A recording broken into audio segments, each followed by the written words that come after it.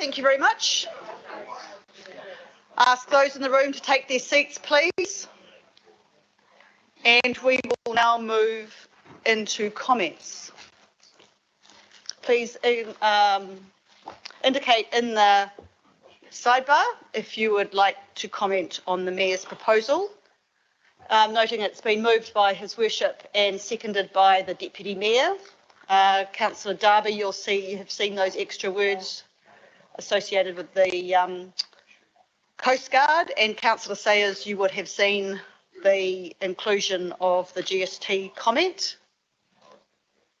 And the first comment we have, I'm going to run through comments. I'll do penultimate and I'll give the Mayor the final right of reply. First comment is from Councillor Cooper. Thank you. And very quickly, around the climate action targeted rate, when that was first proposed, I was quite sceptical. But over time, and especially when we've had a lot of people sending us emails in the last few days and even now saying vote against it and get back to basics, I think that part of a regional council's role is public transport, and a huge amount of this money is going to that. That is the basics, as far as I'm concerned, and that's why I support it, because I know that a lot of my community want better public transport, and we've been very poorly served in the northern part of my ward and I must say the coast. We don't have any public transport. So if this can have a multiple benefit of delivering better public transport, better services and reducing emissions, then I can support it. Thank you, Mr Mayor. Thank you, Councillor. Next comment is from Councillor Young. Here are Madam Chair. I would like to acknowledge Madam Chair and the Mayor for what has been another very challenging budget for Team Auckland.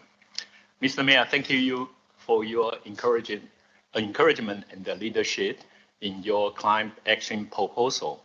I will be supporting this proposal and I will keep my comments very brief today. We do know the climate change is already affecting us.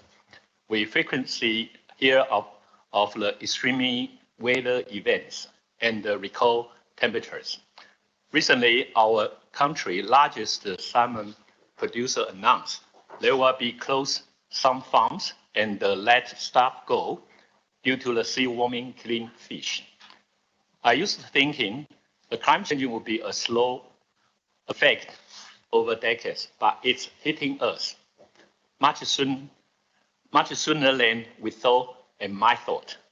We must act urgently to reduce our emissions and prepare Auckland for the impacts. The climate action target rate is not a silver bullet. It's a realistic step to lay the foundation for the future emission reduction and adaptation efforts. I do understand concerns around the timing with the current cost pressure on Aucklanders. But if we don't do today, we will only cost a lot more in the future. Aucklanders have already learned that lesson the hard way. We are currently fighting to address historic infrastructure underinvestment across the city, particularly East Auckland. However, today I'm very proud to support the climate package on behalf of East Auckland. In public consultation, the Howick Wall strongly backed the climate rate. The East is fast growing and diverse. It is full of the new Kiwis and the families. They're moving here for a safe and successful life, a clean environment, and the best opportunities and the future for their kids and the grandkids. I want that future too. We all do. And I believe the climate package can start shaping it for families across the city. Aucklanders have been clear on this. They expect us to move forwards, not backwards. Thank you once again, Mr. Mayor and the Madam Chair. 谢谢. Thank you, Councillor. Next comment I have is from Councillor Cashmore. Thank you, Madam Chair, and well said, Councillor Young. Well said indeed. So not wanting to be a meerkat in the Serengeti in the headlights of a giant lion called climate change, and that meerkat's desperately trying to find a little hole to roar down before he gets munched. Let's just have the moment of truth. Paul's absolutely right. Climate change is here now. I'm on my 4th year of drought on our farm. I've never seen anything like it in my lifetime. We had record high temperatures and record high soil temperatures. We are still suffering the effects, even with the rain we've had recently, and I imagine we'll suffer them right through till the spring. That's an agricultural perspective. BlueScope Steel in Glenbrook is looking to change the way it does steel, the recipe, instead of using coal, to use hydrogen at the cost of $250 million. Industries all over Auckland are greening. They're changing their boilers, they're changing their roofs, they're changing their fleets. The yellow toys will no longer be running on diesel in 10 years' time, they'll be running on hydrogen. But the conversion of the top end and bottom end of those motors to enable that to happen is not cheap. Their investment is substantial. And yet these industries, these farms and these businesses are the ones who are contributing disproportionately to the climate change targeted rate. And the Mayor and I have had this out a few times. And I thank him for F in these recommendations, where he talks about the movement of the regional fuel tax heading downward as a road pricing system or a congestion charging system comes in to really incentivise people to reduce that vehicle kilometres travelled. That's our challenge. That's what we've got to do. Not only will it reduce our carbon, not only will it increase our quality of life, not only will it decrease congestion, it will lift productivity. And that leads to a better life for Councillor Fesso's people, for Councillor Henderson's people, for Pippa's even, and even mine. Some might not have PT in the future. I doubt if we'll have it in Oriri. But others will have the options.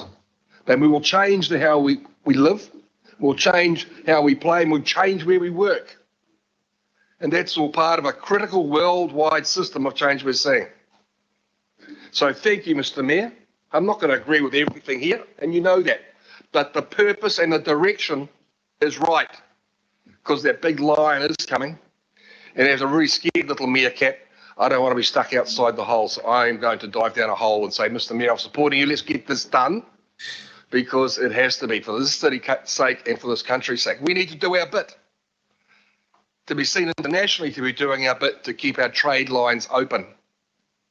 82% of our exports currently come from farming, forestry and fishing. If they get penalised because we're not doing our bit for carbon reduction, the effect on our economy would be cataclysmic. So thank you, Mr. Mayor. You have my 100% support. Thank you, Deputy Mayor. Next speaker is Councillor Mulholland. Thank you, Chair Simpson, and thank you, Your Worship. I have budget comments. Climate action targeted rate. To me, this is a future-focused initiative that ensures Auckland will be doing its part to manage the effects of climate change for the many generations of Aucklanders to come. So I was disappointed also to see that 2 large international cities are building new significant coal burning facilities, and they are significant, but it is international. And it was well reported to us the positive increase in air quality that Auckland had during the lockdowns because of reduced transport emissions. So council is investing in low carbon transport options, and I think we'll see an improvement in the environment. And I guess that from my perspective, we need to see this rate as a management of risk and opportunity for the future. And if we don't take this opportunity, as mentioned right now, in upgrading some of our buses and supporting urban ngāhere and so forth, we risk it being forced upon us, which is something I entirely disagree with. I don't like being forced to do anything, and neither do many of my constituents. But I do have many reservations about the targeted rate, and I'm not a big fan of targeted rates. But whilst the money is ring-fenced, I think it is the best course of action for our people. The other targeted rates have worked. So I do believe that it is important. So whilst I understand for some, and I know there will be a lot of people who think that it is the wrong time to add cost onto Aucklanders, and it's marketed as around about $1.12 or equal $58 a year on average, this could be that bit that breaks the camel's back for some. But I have received not just standard emails that all councillors have no doubt received. I have received feedback from my community and from local people. I've had conversations about it. So I feel I must support it on that basis. And it was a hard decision for me, because I believe in the community we have to reconcile taxes that are already overlaid on Aucklanders, for example, at the petrol pump to fund transport projects and other targeted rates. However, there are a number of people supporting it, so I will. Now, with regards to the general rates, I am against the 3.5% rates increase. And I did raise the matter of wanting to have those as separate issues, so I won't go into detail about that because I don't want to embarrass anyone. So just with regards to a note for me, I do support Coast Guard, but in commenting to the general rates increase, I think that the government needs to take responsibility for contributing more to Auckland. So the budget before us could be called, in my view, a wrongly timed budget, given the difficult economic situation our people face. And I got told so many times by people online and involved that we need to be brave. Well, I am being brave, and I remember that we have had damage and effect from COVID-19, right? We all do. And so now we have to face the fact that our community will miss out for this time on some much needed infrastructure. But again, I lay it at the government's feet for not appropriately, in my view, funding and supporting Aucklanders for many, many years in the various forms. And I say that Aucklanders pay a significant amount of money towards taxes, so they should better fund us. To me, and I've heard that term used before on here, it's a no-brainer. So please stop hurting Aucklanders and start supporting them. So with regards to deferrals, I understand it's wrong to many, and I think for many years we've been trying to achieve so much for so many that, again, it seemed unequitable and unfair. So I do say that this will be a very hard time for us, and it is a very hard decision for me to take.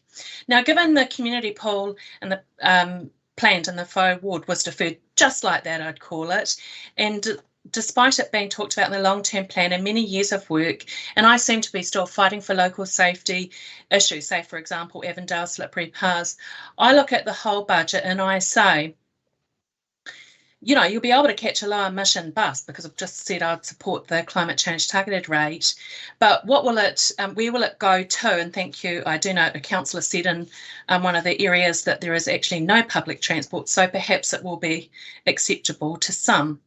I think the budget does do damage to council because it undermines the trust in our communities, and a community who I think don't really trust us anyway, because we are not given the tools, and it is not laying it in the feet of anyone sitting around the table or online, but we have not been given the tools to do what we would really like to do for the people. And I feel, or I question, are we all in a sandwich with no picnic? We're expected to deliver services to our communities, and we ask staff to look at cutting back. So, you know, it just seems inappropriate. So there's a tug of war going on. And despite the opposition to 3 waters reforms, we find ourselves in a bit of a fire sale scenario, in my view, and the view of many I have talked with. So we just balance our budget, and we have to go cap in hand to the government asking for a better off payment. And should the budget pass, I think that we need to do better as we move forward into a very difficult time in the future, and we do need to have central government support us much further on projects. So I'm looking at the budget to end. I think as governors that we have to act as governors, and for this stage not increase rates but support the climate change targeted rate. Kia ora, thank you, Madam Chair. Thank you, Councillor. Councillor Walker. Sure. First up, Madam Chair, I'd like to move an amendment. Sandra has it. And the words are that the climate action targeted rate be flexible in its budget allocation to allow reprioritisation as required. You have that, so I've moved that, and my understanding is that Councillor Fletcher has seconded that. Just hold the line, please, Councillor, until you talk to us. We need to get that brought up. Thank you.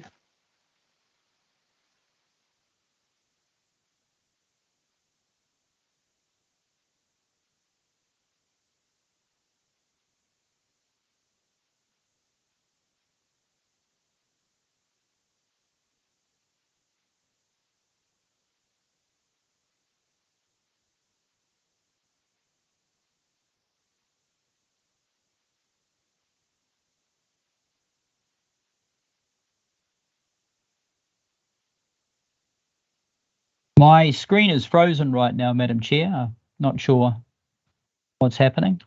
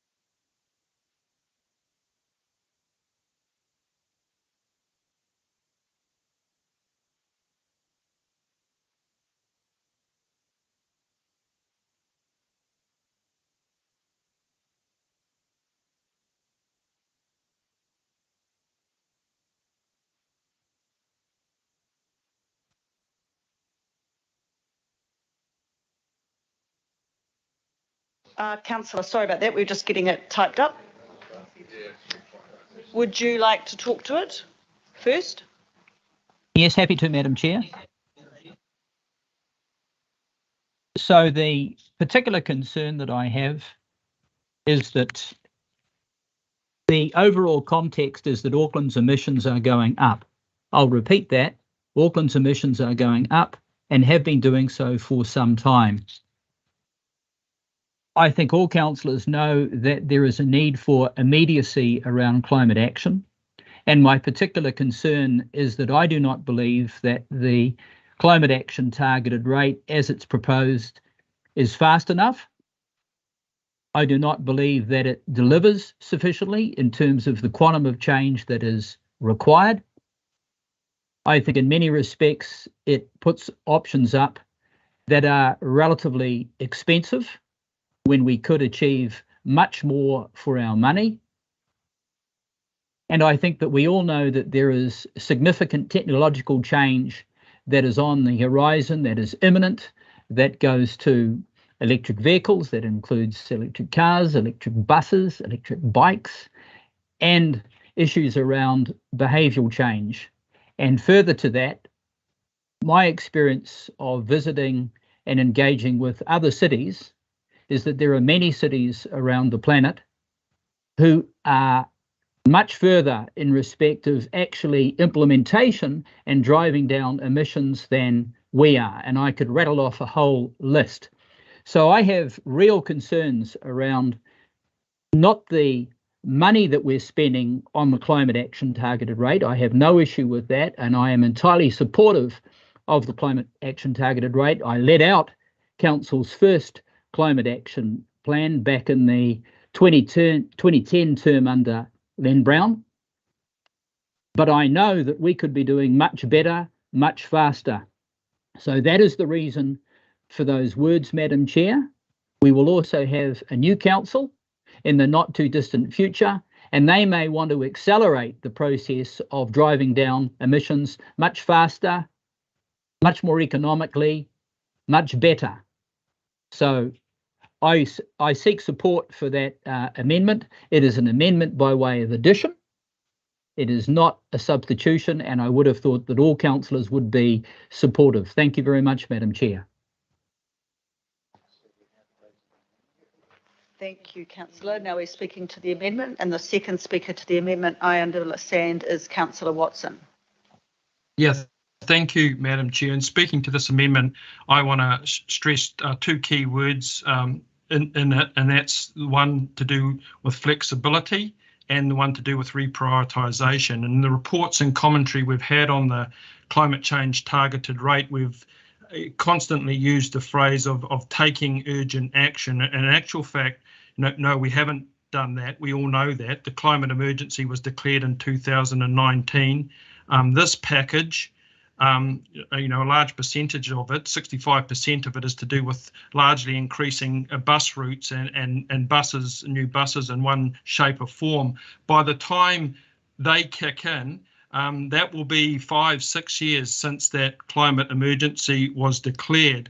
A number of the other initiatives will only occur in the outer years of the next decade, and to be honest, if it's like a number of our other projects, they run the risk of being deferred, as happens, with council capital works anyway. So to have the flexibility to respond to that sort of scenario, which I look upon as being predictable, I think that's very important. The bus component, that $650 million, we will remember, only starts to meet the goals if there's behaviour change. If there's not adequate behaviour change, then we don't meet those goals. We don't get that patronage. There are, fortunately, some officers in council who certainly realise that. They've shown that with trials, as happened at Millwater, where there was a 45% increase in the patronage with a concentrated campaign to do with zeroing in on that behavioural change aspect of it. So I think this amendment allows catering for that and a reprioritisation if there's more of that's required than just straight out, addition of bus fleets. Otherwise, we end up with a predictable situation that occurs in some parts of the region where there's a lot of empty buses plying their trade, but not many people catching them. In other areas, we might need to move a lot faster. I think of the ferry services, for instance, where perversely enough at the moment, in a number of the runs, not least of which is the Gulf Harbour one, is where patronage is actually declining, not because people don't want to use it, but because of its unreliability. And that's not just a consequence of recent times, that's been systemic from a number of years again. So this amendment allows for a response there. In some respects, the kind of the demand for action now is really what is the expectation of our population, not so much that phased in. We're constrained by the budget as it kicks in year after year, but there's a number of things we could be doing now with a very modest cost. If we take, for instance, a cycling network in countries like Japan and Tokyo, for instance, they have a massive cycling network that utilises the existing pavements. They have 14% mode share in Tokyo, yet they only have 10 kilometres of dedicated cycleways. Why can't we do that? If we are in an emergency, if we are stressing the words climate action, then why can't we follow them? Similarly, with the people who came and presented to us with the free fares, there's various versions of that. There's a free fare, and then there's the kind of the Vienna fare type model overseas, which for a far more modest subsidy results in places like Austria for people getting access to public transport, all forms of public transport, whether it be light rail, metro rail, buses, the works, for €365 a year. And in those instances, we have the ability for employers to subsidise or pay for the full cost of their employees for that pass, and that's taken up. So I guess for all this that we have in front of us, I support the notion of doing something. I don't think our response to date has been one of action. My fear in this, a big budget package, is where that's put up as the solution. It's brought in as it must be over a number of years, and the real need to respond to climate action now is actually lost with modest interventions, such as the utilisation of payments, such as perhaps shorter subsidies for Vienna fare type arrangement. So I think that this targeted rate flexibility is essential, and it also provides the ability to be led by people in the community, not necessarily depending on bureaucracies that can be rather slow moving. We know that. So I commend this. and I think it's a good addition to the proposals that are to be passed later on in the meeting. Thank you, Councillor. I'm just going to call our Chief Financial Officer for some professional advice, because I am aware that, of course, we have an election soon, so this will come up next term. But Peter, could you just give some professional advice around this, please? And through you, Chair. Yes, staff advice or view is that Council already will have a degree of flexibility to reprioritise projects to be funded by the CATA. Targeted rate funds must be spent on the activity for which the rate is set, and the broad activity here provides some flexibility. To go into that a bit more, the draft funding impact statement, the FIS, as consulted on, provides that the CATA will fund an additional investment to reduce Auckland's greenhouse gas emissions and increase urban ngāhere. The draft FIS also provides that the CATA will be used to help fund the capital and operating costs of investment to fund the acceleration of regional climate action by extending the regional networks for public transport, active transport and urban ngāhere. This description in the FIS provides the broad parameters for what the targeted rate funds can be spent on, and as such there is a degree of flexibility in here. The projects consulted on were included in the consultation material to give people an indication of the type of projects Council intends to spend the funds on, so that they could give informed feedback on the proposal to set that rate.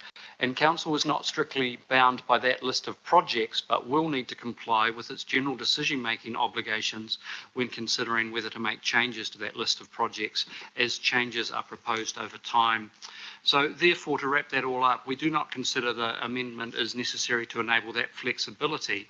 But if the committee wanted to add a noting resolution to signal that flexibility, we would suggest that it say something along the lines of noting or note that the Council may consider reprioritising projects to be funded by the CATA as required. Thank you. Can I just ask that the mover and the seconder are happy with that professional advice? I certainly am. I think that it answers the query, the reason for your recommendation. Through you, Madam Chair. Yes. Through you, Madam Chair. Yes, I understand. Yes, I understand the advice, but this issue is so substantial. It matters certainly so much to me, and I would suggest a number of us, that I would like the resolution to stand. I think it stands on its merits, Madam Chair, and I invite the seconder to comment. Councillor Fletcher. The next comment I have is from Councillor Stewart, and then I will call for Councillor Fletcher. Councillor Stewart. Well, if Councillor Fletcher wants to speak first, to continue on with what Wayne was saying, I think that probably would be best. All right, I'm happy to do that. Councillor Fletcher. Well, I thank you, Madam Chair.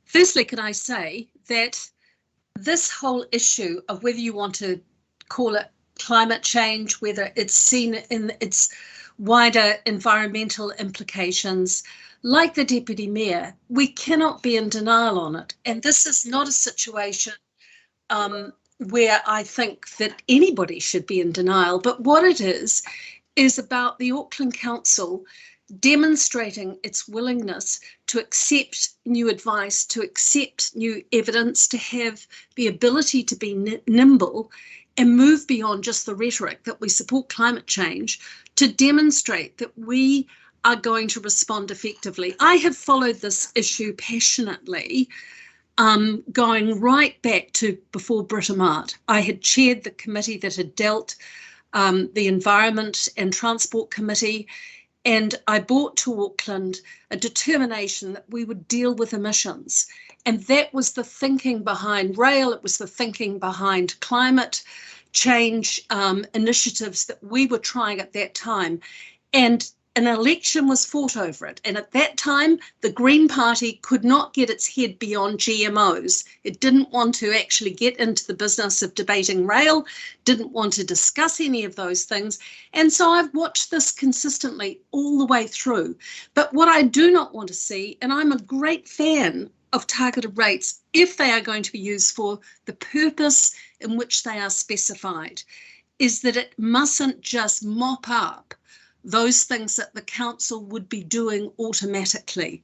This has to be a special rate that the council can show that flexibility, that it can actually respond appropriately with an incoming council. And we've heard from Mr. Gudsell, if that is what is intended, what is so very frightening about the words that are being proposed here? You know, if what has been put forward, as I understand it from Mr. Gudsell, the projects are more just a guide, then what is wrong with agree that climate action targeted rate be flexible in its budget allocation to allow reprioritisation as required? It might be that we have coastal retreat in our regional parks. It might be, you know, there's a whole range of things that this potentially could be in the future. And I see nothing sinister about this.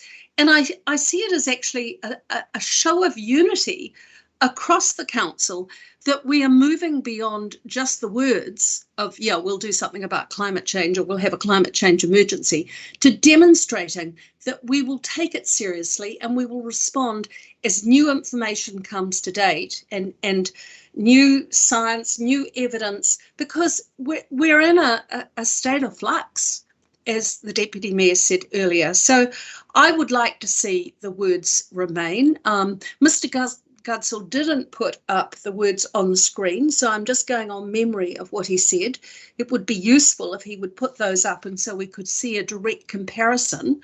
But if the intention of officers is that we do have that flexibility and that we want to use targeted rates, which are the comfort level to our communities, that these funds are going to be used for these purposes rather than some big slush fund, then surely there's nothing that should be preventing the adoption of words that absolutely demonstrate that the council is willing to entertain new information and show those reprioritisations as information comes to bear. So am I reading this correctly? This is Mr. Gudsell's words. Note that the council may consider reprioritising projects to be funded by the targeted rate as required. So there's really not a lot of difference between those two. I can't really understand why there is such an objection to G being put up, unless that it's being put up by Councillor Walker and myself. I would hope. I think it was a process question, a process statement I'm just going to make now, and that is the mover did not agree to the words that the Chief Financial Officer suggested. Well, at that stage, they weren't written up, and we're all trying to work as best we can with technology from different parts. So I'm happy to go and make a quick call to Councillor Walker, but I would. It's about outcomes. I'd like to see this outcome here, rather than, you know, losing the importance that I feel and consider should be adopted. There will always be people who will want to argue the validity or otherwise of the science of climate change. I hope that we've moved beyond that. And what we're doing now is to look at the most appropriate way that council can continue to respond.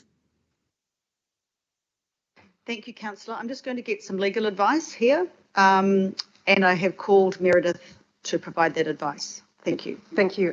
Through the chair, so it's a suggestion from legal simply to provide clarification. So with the targeted rate, we can only spend the targeted rate on the activity that we set out in the draft FIS. The wording here is really just to clarify that it is for that purpose, but within that we can reprioritise projects. So there's no legal concern with the suggestion. It was just a change of wording to clarify the meaning and make it clearer. Thank you. Councillor Fletcher, I'll let you talk to Councillor Walker. With the mover's permission, I'm indicating that I'm happy for the words that have been proposed to be a replacement for G, and that the amendment stands, but I will call Councillor Walker. Thank you. I'll take a 2-minute break. Thank you.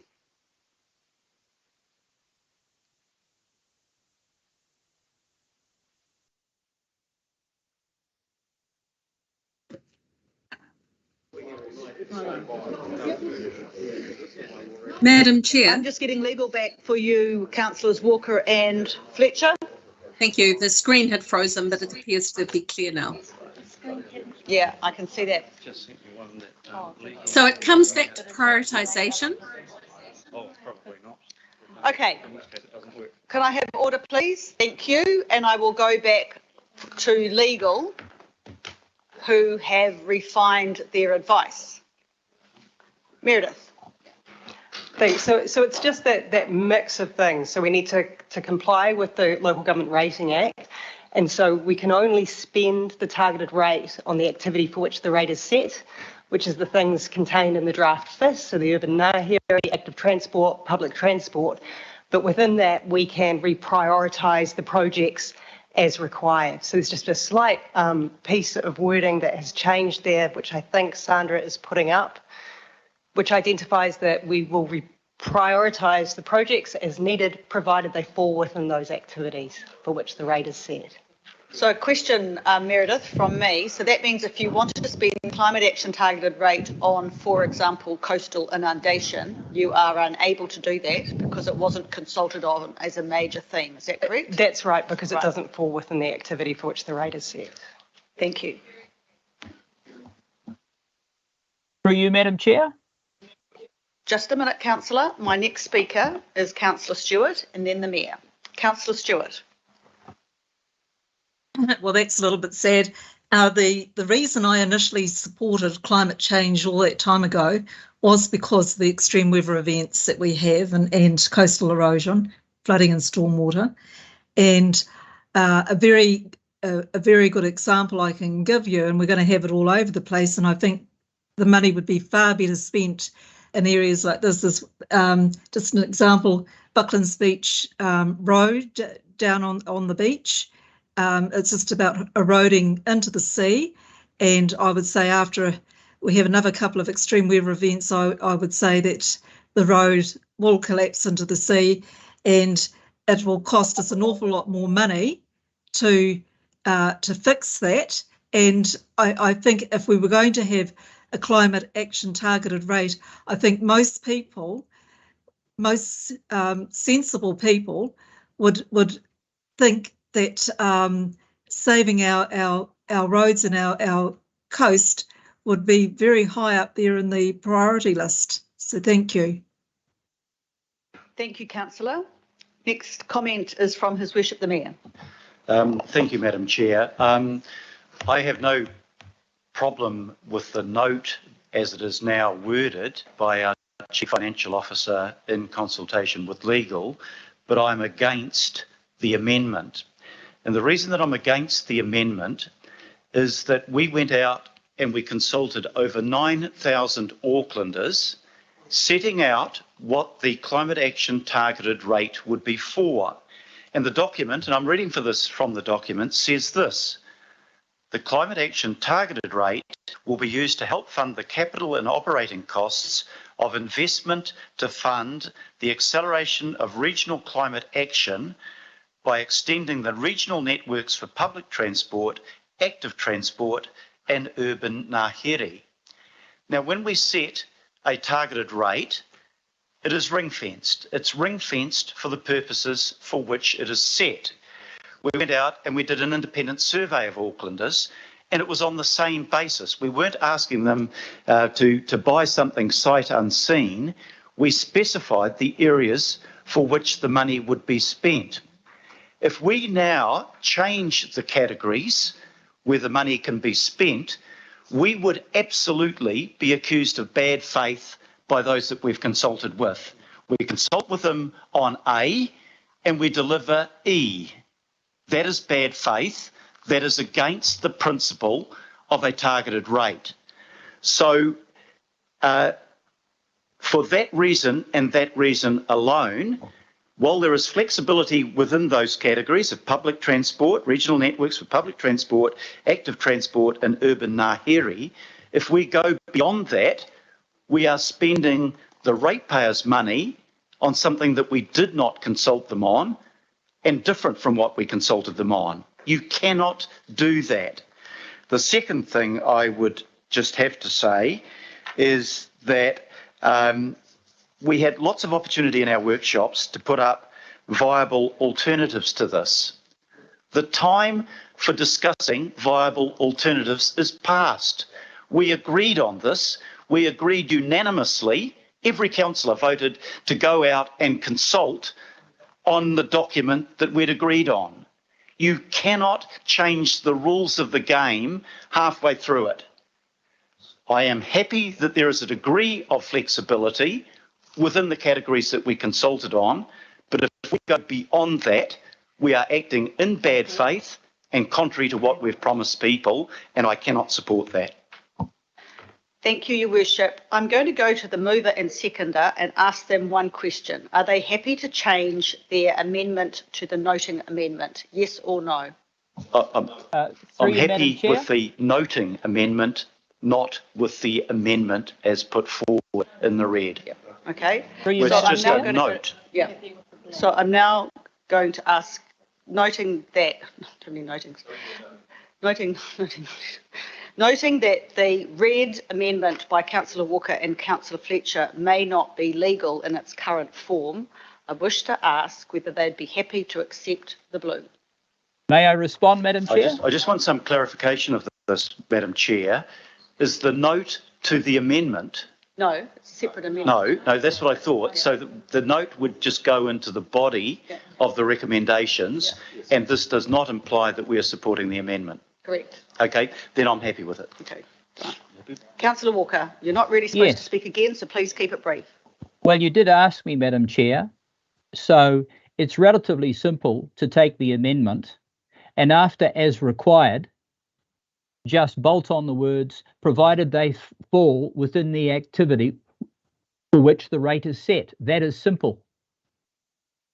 And I do note, that's basically what the... So it amounts to an amendment rather than a note. It has more strength. But if the Mayor and various councillors want to weaken it, well, that's their call, Madam Chair. I've been asked to Move we put the amendment, Madam Chair. All right, I have a motion to put the amendment as written by Councillor Walker. I wanted to amend the amendment, Madam Chair. Councillor Walker, I think the easiest thing would be to have your amendment as the blue noting, and then it wouldn't need to be an amendment, it would automatically go in. Are you happy with that? Madam Chair, point of order. There's a closure motion. Moved yes, you have. To put the amendment. If somebody seconds it, if they don't, it falls away. Member Taipari has seconded it. Through you, Madam Chair, can I just be clear? He's already said he won't do it. He won't remove it. No, I haven't said Councillor that. Walker. I haven't said that. So am I to take it that we'll include this note then? Point of order, the Mayor Chair, and the Deputy have agreed to include the blue Point note. Point of order, Madam Chair. It's a closure motion has been put. A closure motion, it's Councillor Newman. A closure motion has been put. The debate has to conclude whilst the vote on the closure motion is put. And if the vote fails, then we can continue to discuss this. But I don't understand how the conversation continues. Correct. All right. The closure motion, Member Taipari. Is that correct? Yes. That the amendment be put, and can we come? Right, I put the amendment on voices because I haven't been asked for a division. All those in favour say aye. Aye. Aye. No. Aye. Aye. Is this the closure motion? It's not the This is the amendment, closure Madam motion. Chair. This is the You closure said, motion. said amendment. All right. Okay. The closure motion to put the amendment. All No. those in favour say aye. It's just No. Against. Against. I'll take that as 4. Against. So now we are having the noting. No, sorry. Now we're having the amendment by Councillor Walker and Councillor Fletcher. I'll take it on voices. All those in favour say excuse me, aye. point of order, Madam Chair. The closure motion was won. Therefore, we move on. Yes. The noting is made. You don't put an amendment. The closure motion you declared was won. No, that was a closure. No, I don't think that's right, Councillor. The motion was to put the amendment, and then we agreed to put the amendment. Correct. Now we put the amendment. Correct. Yeah, correct. You put a Okay, closure we are motion to now- the meeting. Sorry, Madam Chair. You put a closure motion to the meeting. Sandra, that's not right, is it? No, it was that the motion be put, the amendment be put, and we voted on that. And now we're voting on the amendment, which is the red writing. Yes. Thank you for that clarification. We will now vote. Forgive me, Madam Chair. I thought that Councillor Cooper asked for a closure motion. Can you just No, deal it was, with- it was an amendment to put the amendment. to put the I amendment? moved to Thank put- you. Okay, Yes, thank you. Yes, thank you. Right, we now will vote on the amendment by Walker and Fletcher. All those in favour say aye. Aye.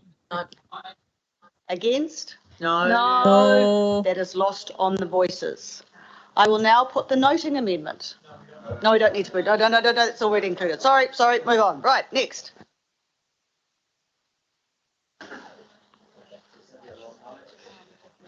Are there any other speakers? I think Councillor Dalton was on my speaking list. Speaking on the mayoral proposal.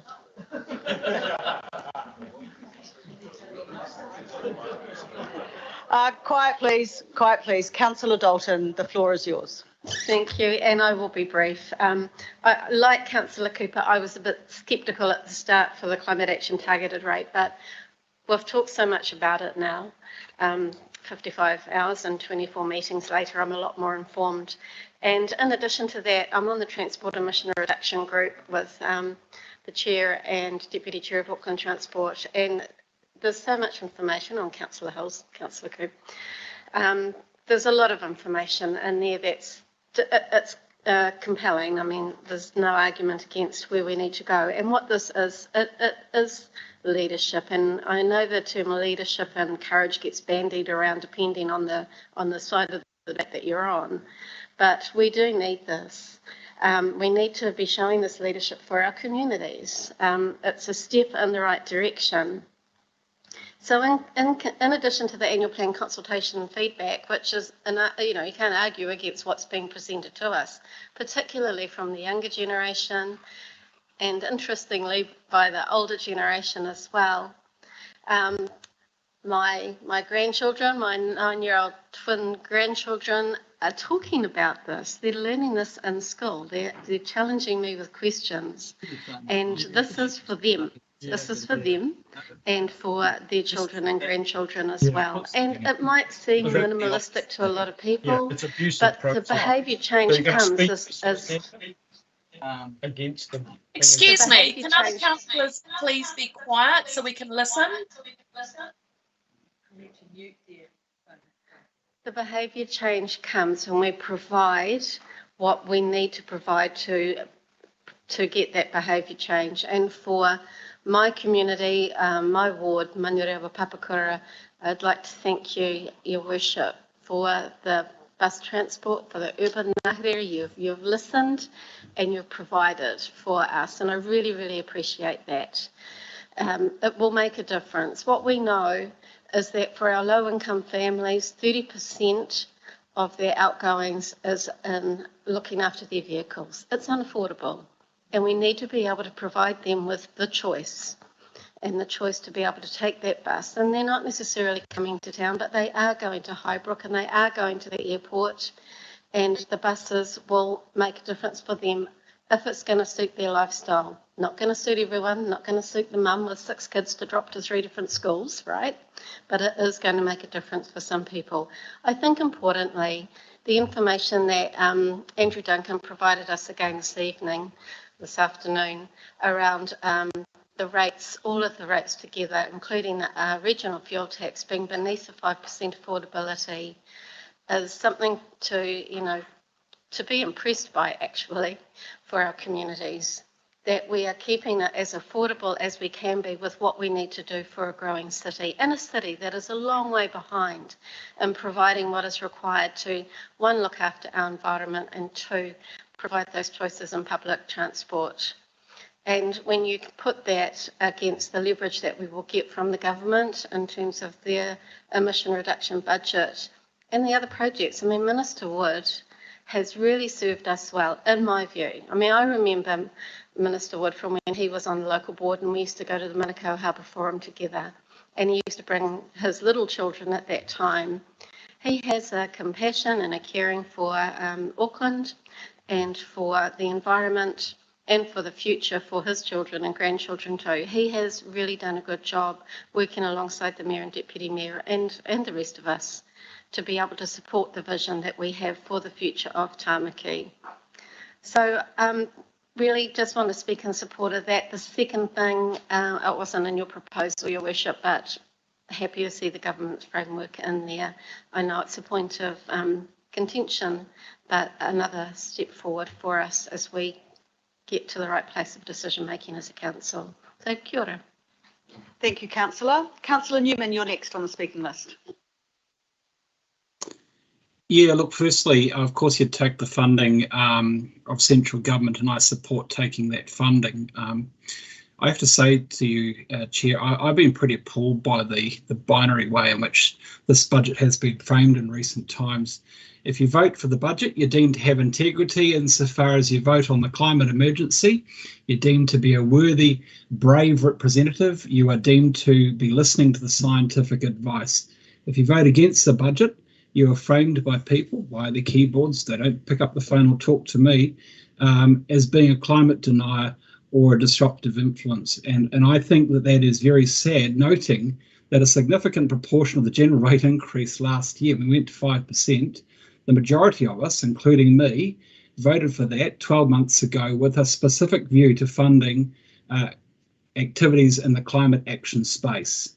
Now, I have considered this matter very carefully. I oppose the climate change target rate because I think it's so intrinsic to this budget, that requires me to vote no on A, and I'm deeply, deeply disappointed about that. But let me first address my vote in relation to the climate emergency. The basis for my support, and I think actually Sharon Stewart is in a similar situation to me, the basis for my support was to give permission for a focus on CapEx infrastructure renewals to ensure resilience in the first place.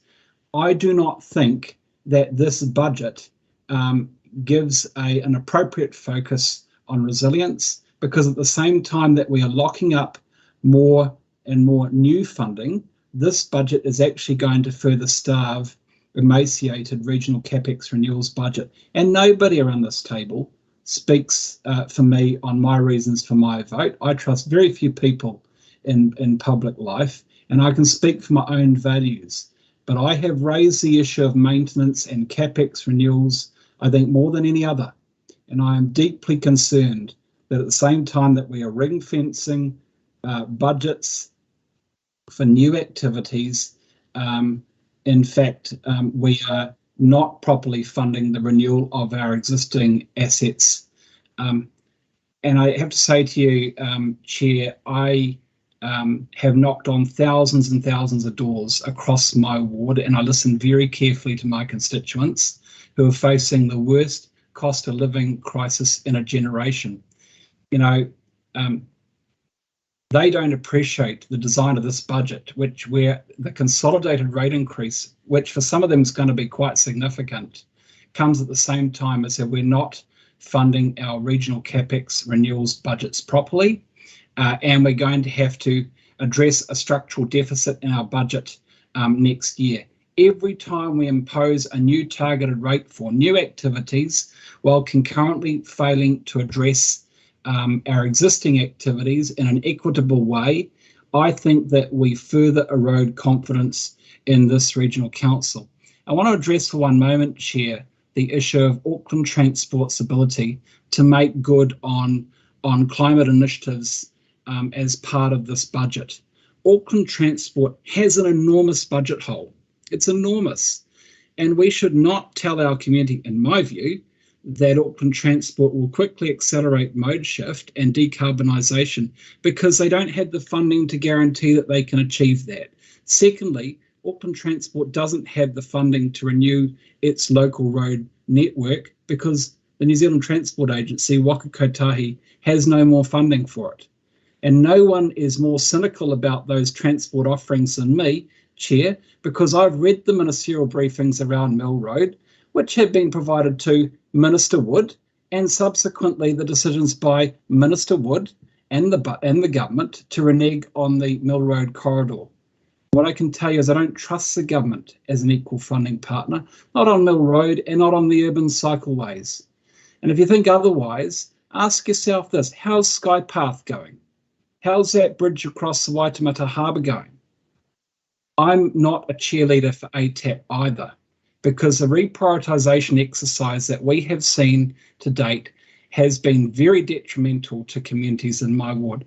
Vital safety projects like Hengaia too. I got in the photo behind me here, took it the other day. Critical safety projects with cycling elements have been cut because they were judged to be not sufficiently worthy in the context of decarbonisation. I am deeply disappointed at the reprioritisation of the CAPEX program, which will see the deferral of the funding for Opeheki Park. I'm disappointed about that because we're going to have another couple of years where a sports park's been built, but it's not used in part because the town supply, it's not connected to town supply. It sits along a suburban neighbourhood in Papakura.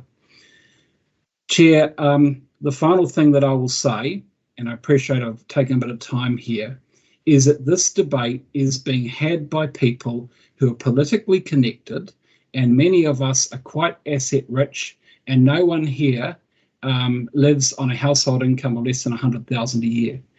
But the people who are affected by this, the consequences of the decisions that we take, many of them are living at the pointed end of the cost of living crisis, and it will affect them very differently to how it affects people around this table.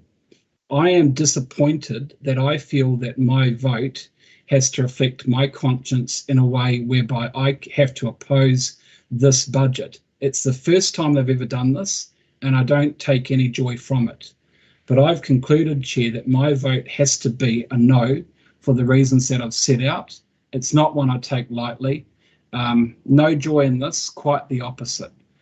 Thank you, Chair. I don't know if a division's going to be called, but I'll have to have my vote against A noted.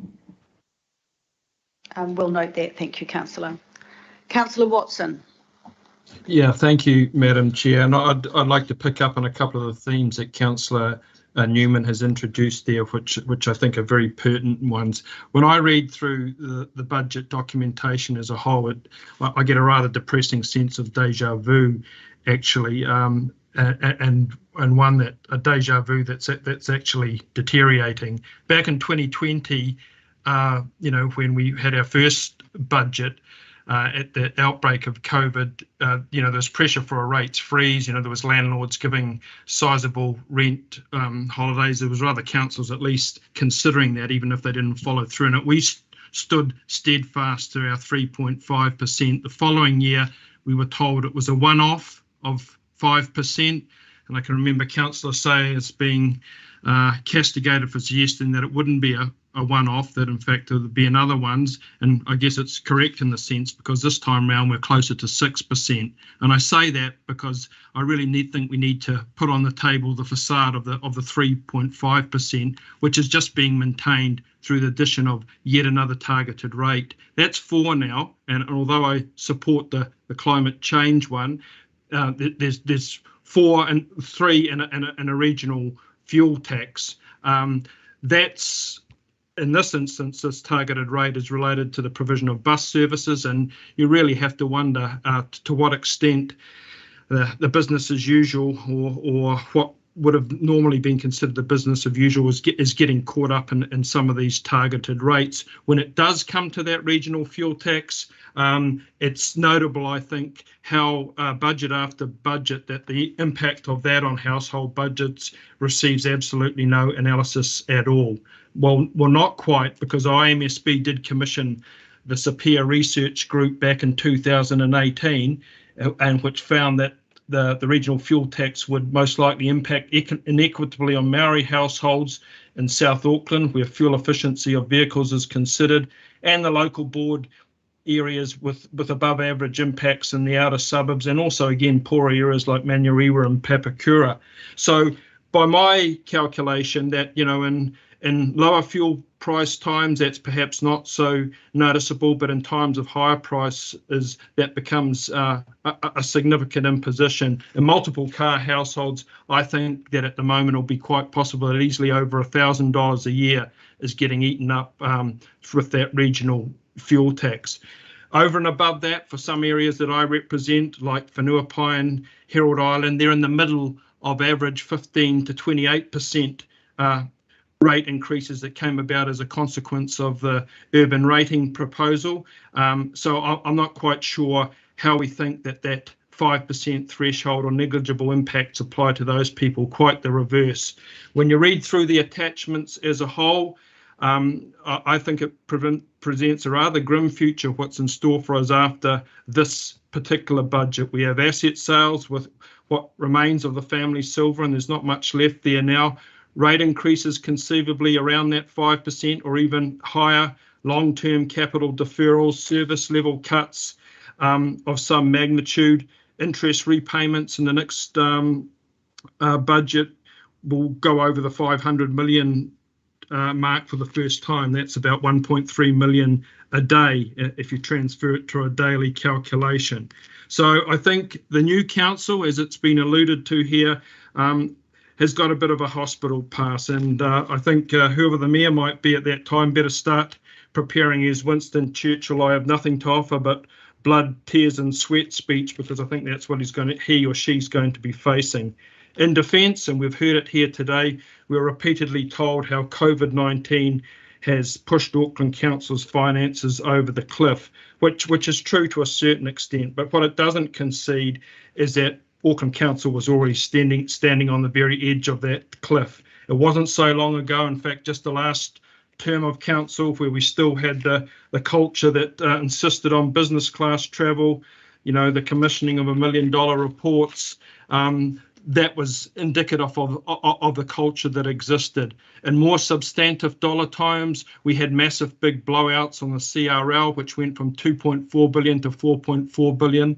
And we still have that large cloud hanging over this whole process here today, because we know that there's some unpleasant surprises coming up in that.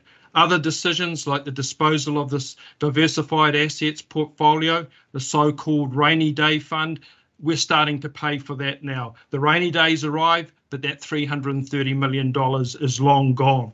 So I think, Madam Chair, if we're taking an objective, balanced view of this, that sort of build up to the present is often conveniently forgotten. We're a bit like the Bourbons in that sense. We have learnt nothing and we've forgotten nothing. But as far as this budget here before us today goes, I would like to think that going forward that we are a bit more flexible, that we do take on contestable advice, and that when it comes to the vote in a short period of time, that some members that are capable of it anyway think, well, is this really the message that you can put out to Auckland? That's the best they can hope for? I don't think it is. I think there is different ways of dealing with some of these challenges, and I guess whoever is in the new council will have that challenge before them. But certainly, given the proposal before us, given the backdrop that I've attempted to fly through, I won't be supporting it because it doesn't deserve to be supported. Thank you. Thank you, Councillor. Councillor Bartley. Thank you, Madam Chair. I'd like to take this time to acknowledge yourself, the Deputy Chair of this committee, the Mayor, the Deputy Mayor, all the staff that have worked on this. In supporting the Mayor's proposal, I am happy to support it. I think it's a necessary budget. I don't see anything, that would be something you could go out there and kind of, there's no bells and whistles, and there shouldn't be because of the financial losses that council has taken because of COVID. I think about my communities that I represent because other councillors have spoken to this, and I think for them the main issues, well, a lot of the main issues are safety, gang violence, looking after children, putting food on the table, trying to survive. Those are their major issues. Then you have the other side of the community where they are homeowners. They, want something done about climate. They want more public transport. They want us to be more bold in emissions reduction.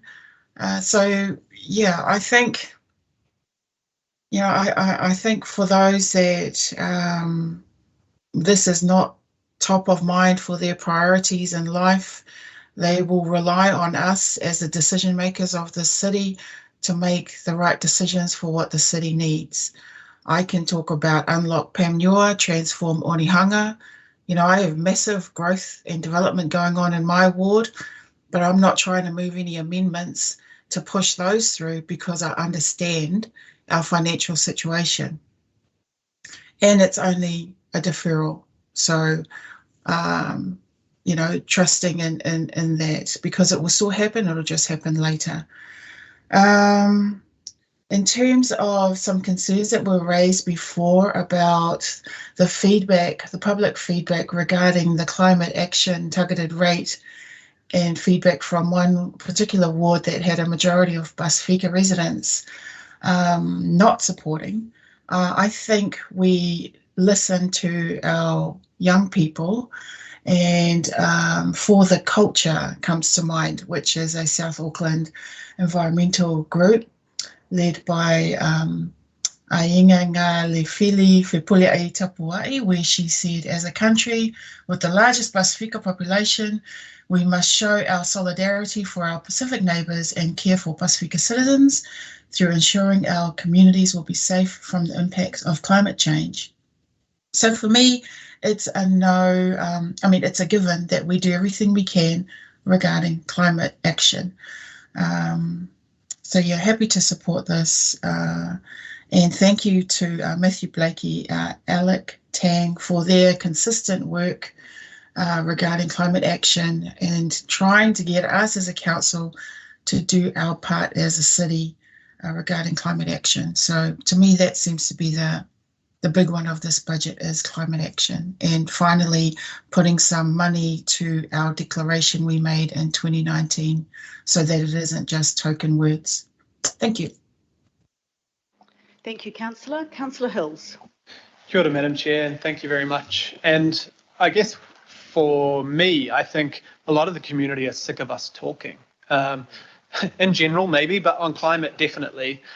Sick of seeing the talk, sick of seeing the votes, sick of seeing the celebrations of unanimous this, unanimous that. We had a unanimous vote on the climate emergency, unanimous support for Te Tārakia Tāwhiri right in the middle of our first year of COVID, unanimous support for halving our emissions by 2030. We're already almost 3 years into that. Unanimous support for action on climate in our last budget. We keep telling people we're doing things, and quite often we're not following through. This is unfortunately, it's actually $1 billion, which is massive, but it's unfortunately nowhere near enough. But it's a big step forward. And I think that if we didn't support this now, after we've gone out to consultation, which we know is only a subset of people in our community who feed back, but we went out to consultation and 2/3 of people said they wanted us to do this in a time where cost of living is a difficult issue. In a time of COVID and uncertainty, people are still saying, please put the money where your mouth is, because you've been talking for a long time about this. So this is a big step forward. And like someone else has said, these things should be our bread and butter. But the problem is we continue to not fund our bread and butter. And the issue is rates and asset sales and cuts to things, hard decisions that we all have to make on every issue. And they all make up a puzzle. And if you don't support parts of those puzzles, that's fine, that's up to you. But sometimes all of us have to figure out what parts of the puzzle end up a domino effect this way or that way on not supporting or not getting the action we need.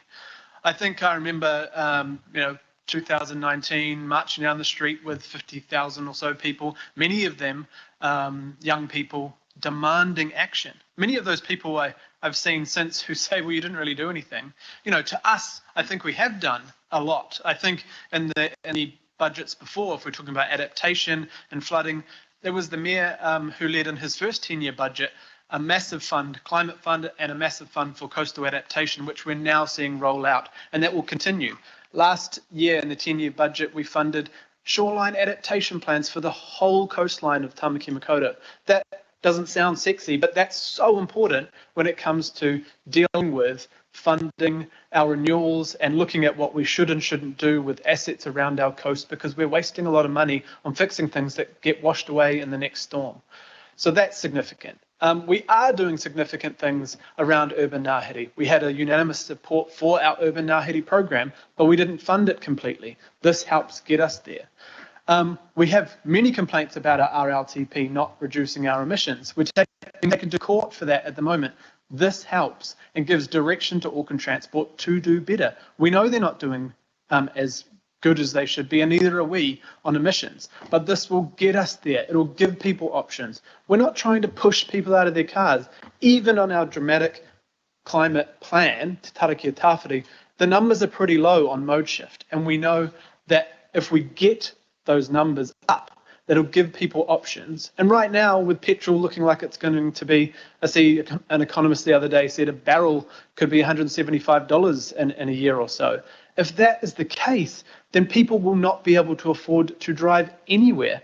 And if we don't provide the walking and the cycling and the ferries and the buses for those people, they're going to be stuck in their homes or their local areas.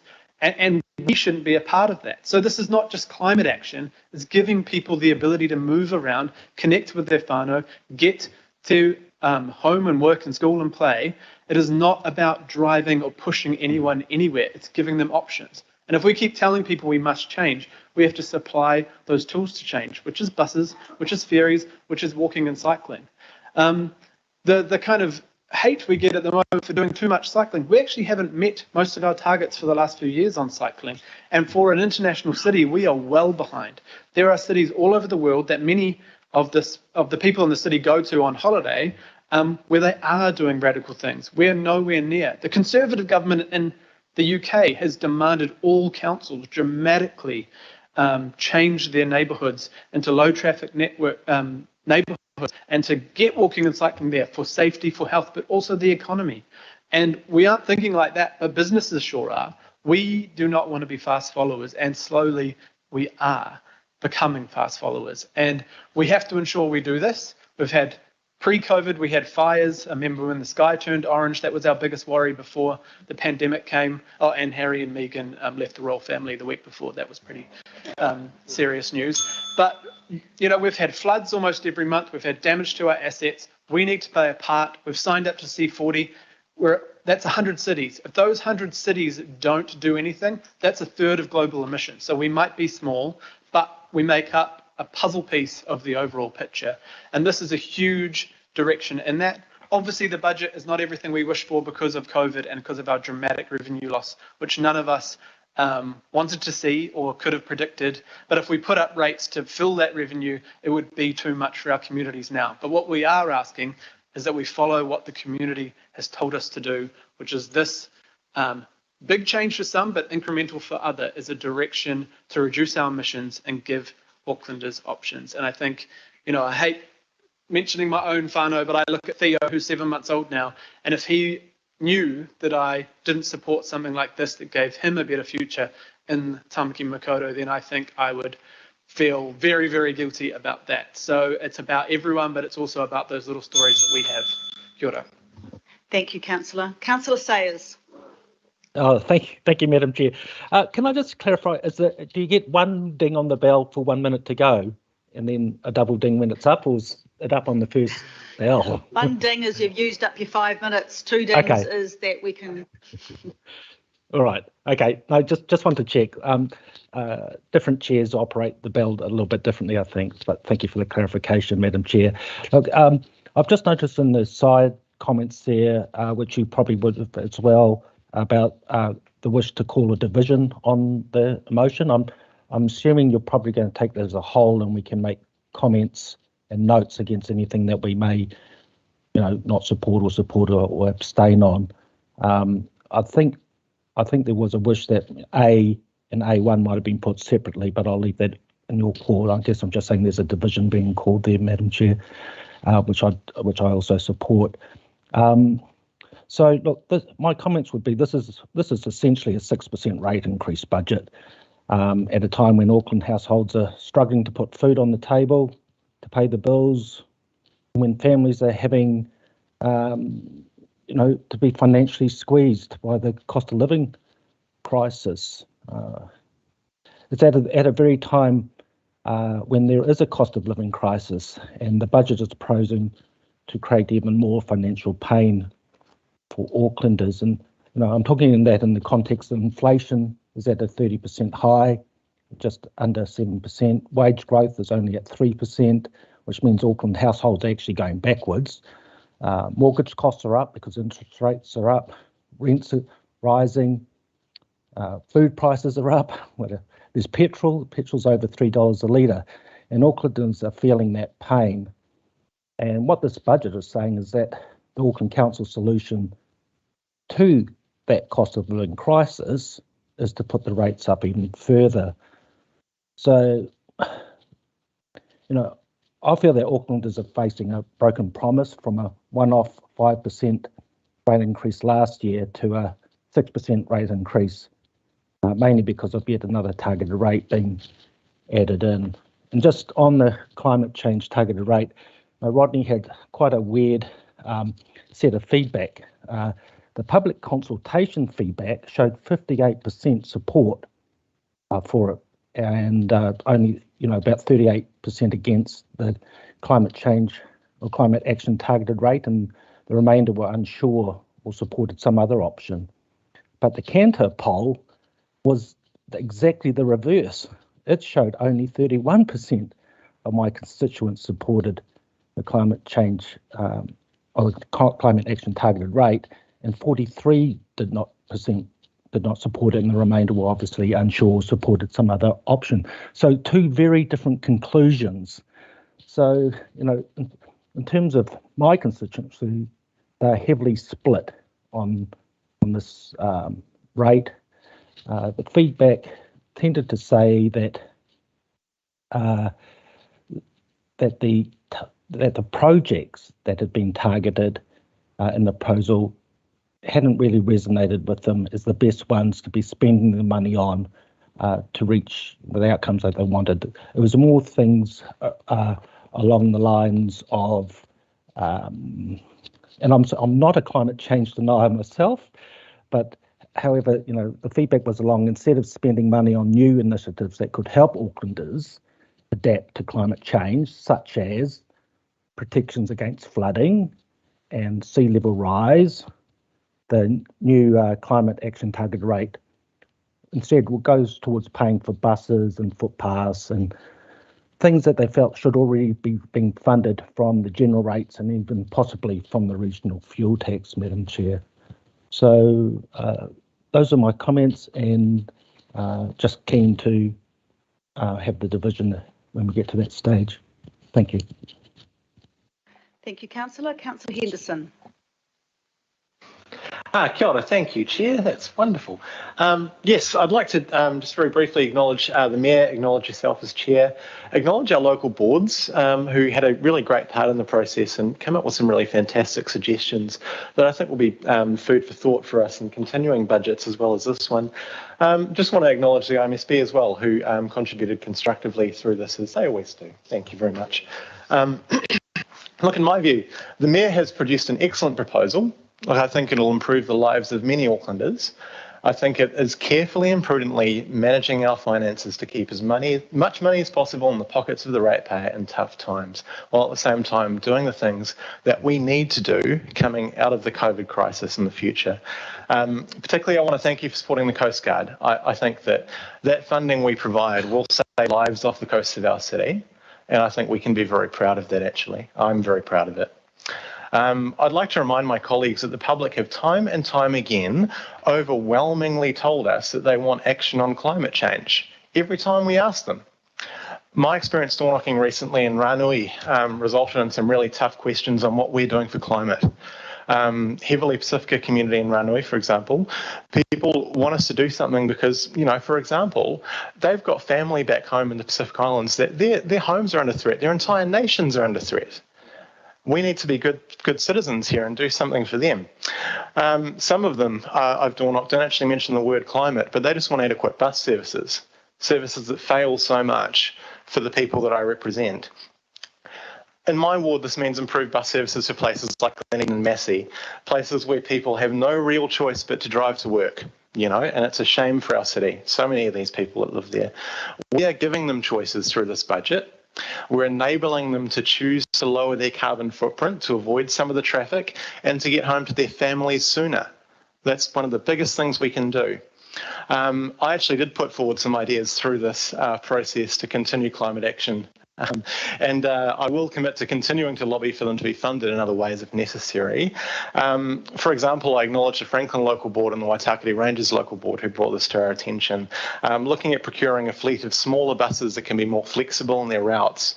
So residents in places that are semi-rural or rural, we can start to put bus services on for those people to better protect their beautiful natural environments and give them options as well.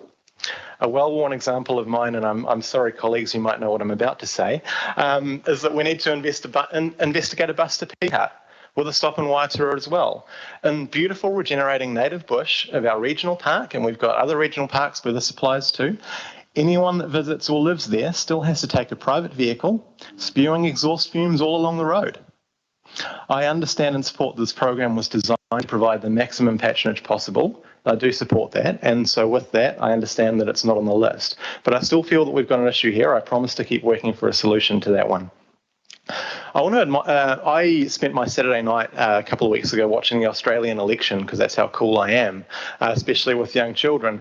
I noticed in the coverage 1.5 million Australians filled out a survey on what they wanted, and the most important issue for them, above the economy, above the cost of living, was climate change. We've all seen the devastating impacts of the bushfires over there, and it's claimed 33 Australian lives. But we don't need to look too far to see the devastating impacts here as well. We're seeing once in 50-year weather events every year or so. A flash flood in my ward cost millions of dollars of damage this year and drove hundreds of Westies out of their homes. Newland's been underwater. Piha's been underwater. A Sunnyvale resident lost his life in a freak tornado in South Auckland last year. This is just relating to my ward. We'll all have stories as well. So ultimately, I'll just sum up. I encourage my colleagues today to vote this climate change targeted rate through. The water is lapping at our doors all across Auckland throughout the century, all of our doors. We owe it to our woods, to our tangata whenua, we owe it to our Pacific neighbours to do our bit. My kids, your grandkids, they'll ask you what you did in public office to help them. Today we have an opportunity to do that. Thank you. Thank you, Councillor. Councillor Collins. Thank you, Chair. I had some notes and I thought I should use them, but I've been really good lately at going off my notes. I just wanted to say, Mayor Goff, who would have thought, that as you prepare to leave office, that we would be here. And I reflect on what's been some really challenging budgets for you, for Chair Simpson, over the last few years. And I want to congratulate you because you've shown a real desire to make it work. And people will know that from some of the workshops that I've been a part of, I've challenged a whole lot of ideas for how far we're going to look at our debt ceiling, where we're going to push a little bit higher. And so I want to say congratulations, well done. I know this is your last annual budget, and I wonder if you'll miss these late night meetings. I was getting ready to, I thought that the second harbour crossing might be ready by the time we finish tonight, but it's not. But I think it's good for us to reflect on what has been challenging. And Councillor Simpson, I think you've led the discussions with the whole team Auckland approach really well, and I think that's something that I will reflect on over this term. It is, however, a budget for the times, and I think that's what you've set us up for, Mr. Mayor, and it's a budget that we've all had the ability to participate in, and we shouldn't neglect that fact. 55 hours has been commented on a lot this evening, and so it's important that we all remember that we've been part of this process as well. But for me, when it comes to the idea of leadership, and I don't want to get caught into who's showing leadership and who's not, but I think for me, the idea of leadership is how we're going to create the conditions for a future that Aucklanders can be proud of. And that's going to be tough. It's been tough over the last 55 hours and the many meetings we've been a part of, but that's just the way it is for elected members. It's our job to make sure that we come forward, that we thrash out the ideas, and that we do the best that we can. When you, one of the things you spoke of last week, Mayor, was, and a key message that I heard was, as you introduced the draft budget for consultation and the final proposal, it was a reminder that making a declaration on a climate emergency had to take action. And I'm reflecting on those words too, because it's not just saying, yeah, let's do something, let's all be proud, as Councillor Hills has said, of our unanimous declaration position. Let's actually do something. And that means that that action is shown through this investment and funding through budgets like the one that you're proposing tonight. And it's where we literally put our money where our mouth is. The climate action package for over $1 billion from the targeted rate and co-funding is a step change in Auckland's response to climate change, but it's only the beginning for many of us, and we want to do more. And I want to congratulate Richard, my learned colleague next to me, who's been pushing us to do more, and that's his role as chair of the Climate Action or the Climate Change Committee. Mode shift is imperative, and this is the way we do it. More people walking, cycling, catching us. I think that's really exciting. Councillor Dalton's already alluded to the high transport costs for families on low incomes, and moving to the bus and cycling and walking can help alleviate some of these challenges. And yes, it hurts family budgets, especially when they're tight, but we have to act. Staff have stated that they've heard the call from elected members and our communities for an equity lens in decision making, and should remain a key focus for all of us. Elected members have spoken about the need to support our vulnerable communities and the need to ensure we work towards better outcomes for all of them.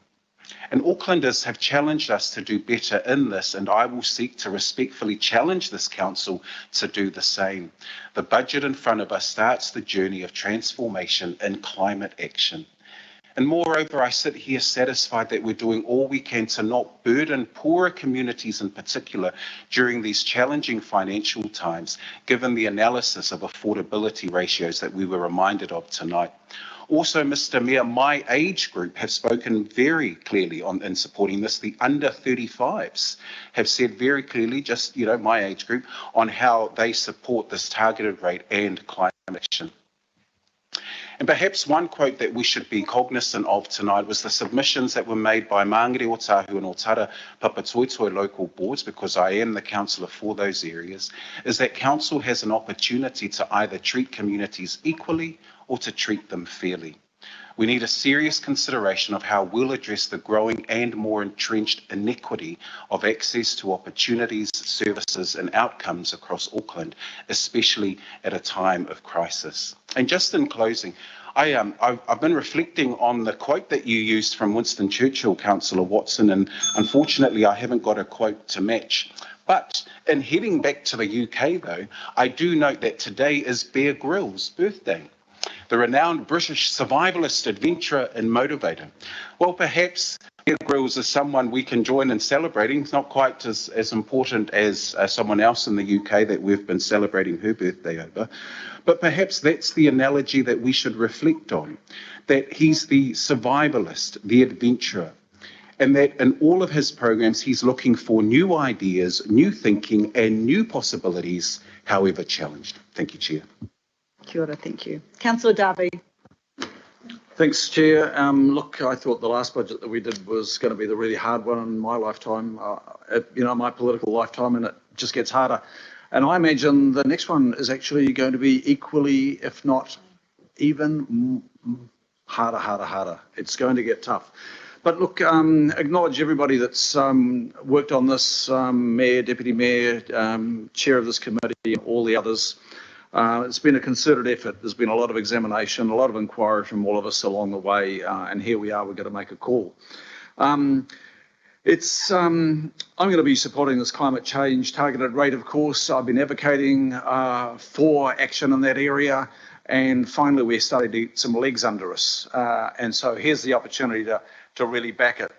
But, in the face of COVID and climate, we've got some enormous challenges in front of us. COVID is lingering. Climate's going to be forever in front of us in our lifetimes, and the lifetimes of those that are yet to come. That's how enormous it is. Hopefully COVID is not going to be around as climate change will be. But look, I support this, but this climate change targeted rate is a mere taster of what we're going to have to be expending in the future.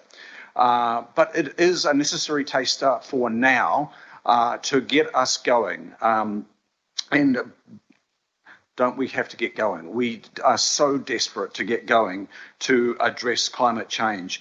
The main course, of course, will be for a future council, and I would suggest that the next council needs to be a climate council, an absolutely joined up, committed climate council that will tackle this front on.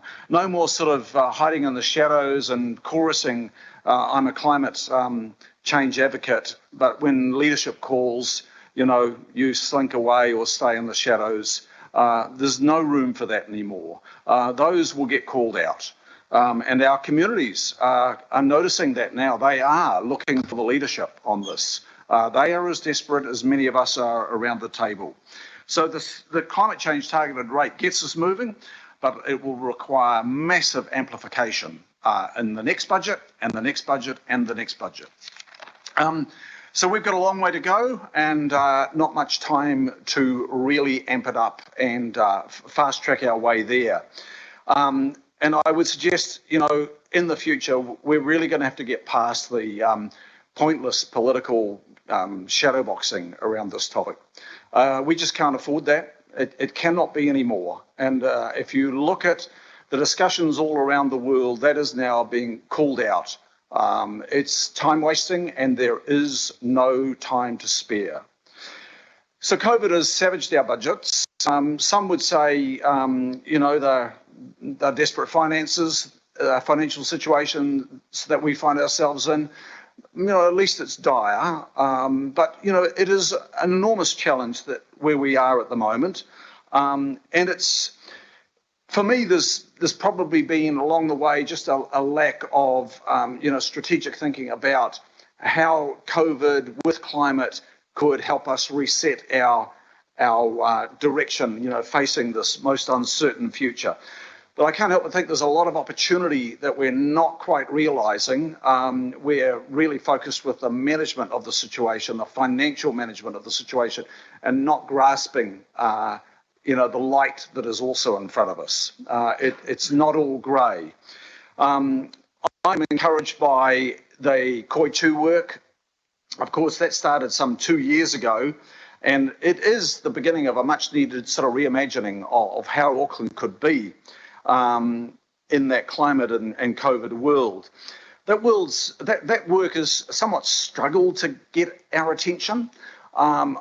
If there's any one thing I'd like to see this council before it signs off is to validate that work to go to the next stage and allow the next council to pick up the progressing of that, not just the Koitu work, but all the other thinking that might fold into that. Look, it's understandable too. I totally get that it is a bit of a challenge to move into that work when you're grappling with these many financial balls that are in the air and some of them are splattering and breaking. But look, saying that, it's an enormous challenge, but we can't shy away from that strategic understanding of the future. Eroded finances we have, but there is opportunity in there. Just a few small points on Coast Guard. I won't be quibbling with recording a vote against Coast Guard. I'll support it, but they do know, and they always knew it was not really on the cards to knock on our door again. If you wanted an amalgamation, that's what you got. Strategic assets, I would also like us to signal to the incoming council that we need to understand the strategic outcomes that we expect from our strategic assets. Really basic. We don't have that understanding here at council. The deferrals are looking good. I support that. So my vote of support for this today is follow through in all the many words I've made in the direction of taking action on climate change. It's core to this budget. It's core that we get mode shift out of this. We get transport emission reduction out of this. We get transport choice. The window is fast closing on the opportunity to make a future world for future generations livable. We've got to make our move now. Thanks. Thank you, Councillor. Councillor Fletcher.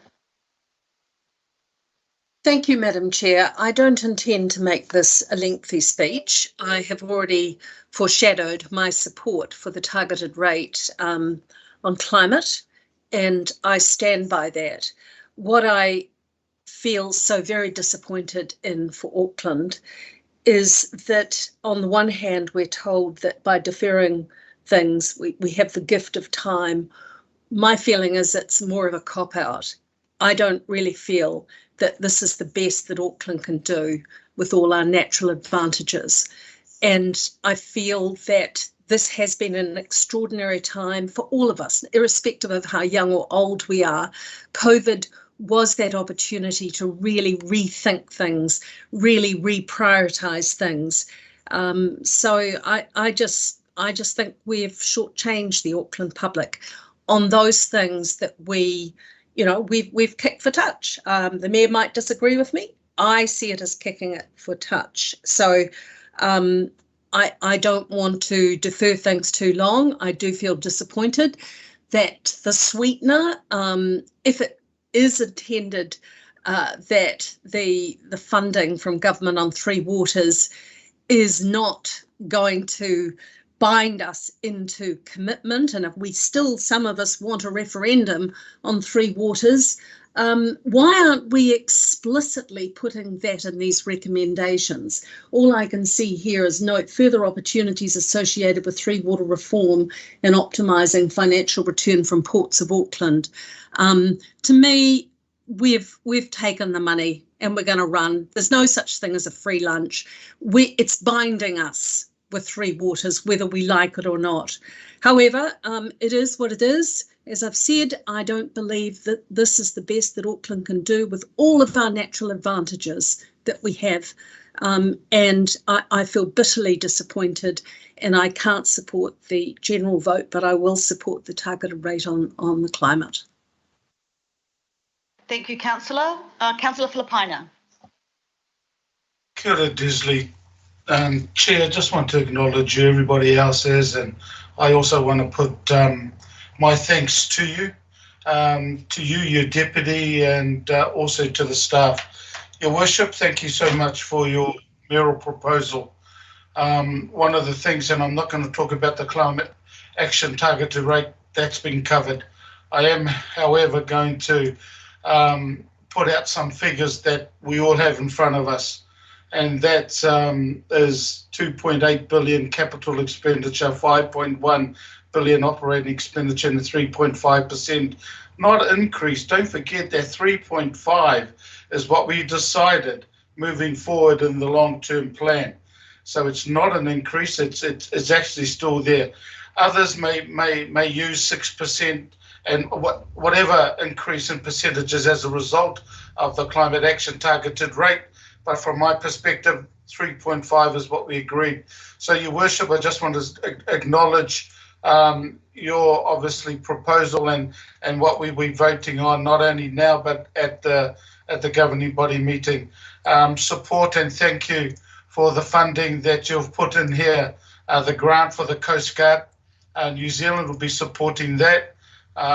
Again, the deferral of 230 million of capital expenditure is the one that I'll be looking at over the next 3 years that affects my community in the Manukau ward. My last comment, Chair, and again it's to you, Your Worship, is that number 2, Roman numeral 127 million better off funding from the government, and to apply for it. You are the only person that would have got that for us. So congratulations to you, and I will be supporting the budget. Kia ora, Chair. Kia ora, Councillor, thank you. Members, our budgets this term have all been challenging, and sadly this one is no different. In our finance and performance meetings and workshops over the past couple of years, our finance team have repeatedly talked to us about financial headwinds. But we know now that what we're facing is more like a financial cyclone. This budget is us putting our sandbags in place, moving to higher ground and making sure we are as resilient as possible, for there are still many unknowns. We know that some of the pressures we're facing are temporary, but some may stick around for a while yet. The ongoing budget gap we face could be between 90 million and 150 million, depending on how that storm develops. That's a big gap and a lot of unknown. Following the draft mayoral proposal, which went out for consultation in March, the Mayor has now refined his original proposal based on feedback and updated financial projections. My thoughts on that are as follows. First, on the climate action targeted rate. Personally, I don't believe this should be based on capital value of your home, and I've said that consistently with all the targeted rates. Nor do I actually believe the sequencing and prioritisation of projects associated with that spend are the best they could be. So some respects I see where Councillor Fletcher and Walker were coming from. But we did ask Aucklanders what they thought. We noted the projects in that documentation, and the feedback was pretty clear. It had support. It had support across the region and through our consultation process. It had the support from the majority of local boards, including unanimous support by the 2 in my ward. And it had support in the independent Kantar poll. I absolutely support careful monitoring of this rate spend, as we do with all our targeted rates, and I will be talking to every mayoral hopeful as to their thoughts on this going forward. I'm supportive of the grant to Coast Guard. We are a region bordered by water, and the work they do is critical for the safety of our communities on the water. As for the government's better off funding grant of 127 million, this grant does not in any way alter my view that the government's direction on Three Waters is not good for Auckland. We know Aucklanders do not agree with the Three Waters proposal because they told us. Council's recommendations on the Three Waters are on record as being against, and the Mayor has consistently and publicly been opposed to the reforms. But if the government is handing out a grant with no strings attached that we never have to pay back, I'll take it, especially in these challenging financial times. I think we should all be confident that the savings and efficiencies we have achieved this term, the largest of any council term to date, have been immense. They currently total almost 230 million. However, my personal belief is there is still more to find. So to that end, I fully support looking at further savings opportunities across the group and the further scoping of strategic opportunities for cost reductions as part of the Value for Money Committee, which I chair, and Councillor Mulholland is our Deputy Chair. The value for money work going forward is critical. On debt, whilst eye-wateringly large, it is only just less than 18% of our assets. And I'm sure many of you wouldn't mind that your mortgage being just 18%. This is supported in part by an average general rate of 3.5%. I note that this council term, we have consistently ensured that our rates take from Aucklanders remains less than 40% of our income, and this budget keeps to that figure, coming in at 37%. Our debt to revenue will be well below our limit, and the projections in our recovery budget and our credit rating agencies Standard & Poor's and Moody's have supported us with AA and A2 ratings respectively. I'm challenged to support some of the deferral of capital expenditure over the next 3 years, but know we have to make some decisions now to support ongoing prudence, and also know that the final timing of projects will be reviewed by the next council. So looking at the whole package, the new climate action targeted rate and the other targeted rates, increases to rubbish, the whole lot, we remain focused on what this means for Aucklanders, especially noting that this budget includes the delayed revaluations. Across all of Auckland, the total increases on average are just under $200 for the residential ratepayer. We know that the impacts of rates increases are not uniform across the region, and there are some areas that will feel this harder than others.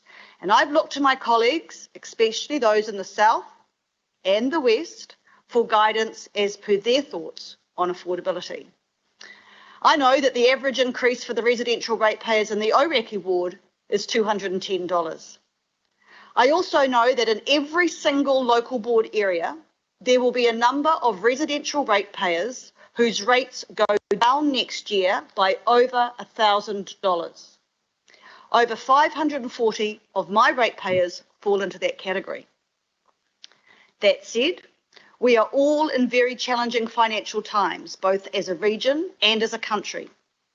The combined rates rise proposed by the Mayor are in line with many other metropolitan councils across the country who are settling on rates increases of between 5 and 6%. I do note that Wellington is proposing 8.9 and Tauranga 13.7. But again, we know it's tough out there for everyone. I'll be watching carefully to see if there are any increases in ratepayers struggling to pay their rates on time as we start Q1 of the new year next month. Again, this will be something all prospective mayors need to keep an eye on too. So is this budget prudent? Whilst this budget was proposed by the Mayor and supported by our finance team, it was also independently assessed by our Audit and Risk Committee, which has 3 members who are professionals and independent of council. The committee has advised the governing body that an appropriate approach is being taken to manage the key financial risks associated with the annual budget 22-23, provided that the governing body is able to reach agreement on a budget that addresses the financial pressures in a sustainable and financially prudent manner. That is, the budget package before us here today. We know that this financial storm we find ourselves in is presenting significant risks to our financial position. But our finance team, our rating agencies and our Audit and Risk Committee all agree we're meeting those challenges with a strong commitment to sustainable and prudent financial management. So finally, to our local boards, IMSB, CCOs, once again, thank you for being part of the journey. Your willingness to engage with us on the issues and to be part of the solution. We have a shared governance framework and it has definitely paid out in our budget planning.